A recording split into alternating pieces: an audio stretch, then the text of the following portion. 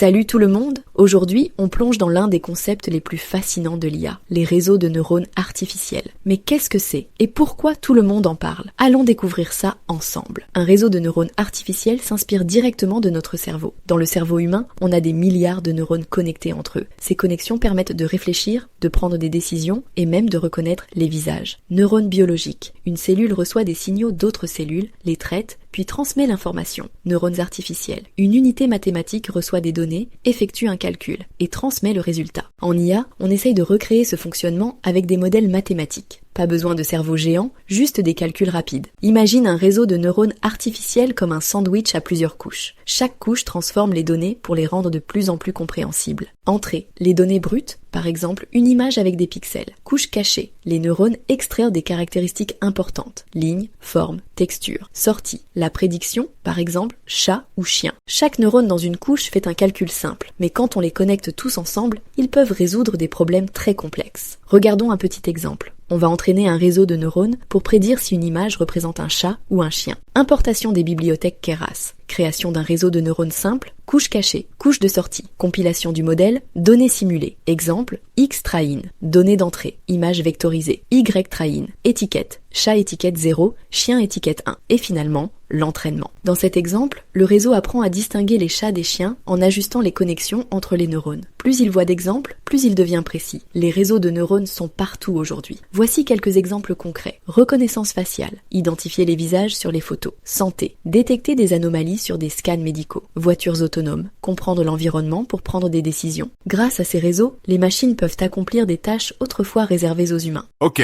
donc ton réseau de neurones peut reconnaître un chat. Mais est-ce qu'il peut reconnaître mon génie? Si tu l'entraînes avec des données sur le génie, peut-être, mais il faudra beaucoup de données, Gontran. Beaucoup? Je suis unique. Une donnée devrait suffire. Unique, c'est sûr, mais complexe à comprendre. À bientôt tout le monde.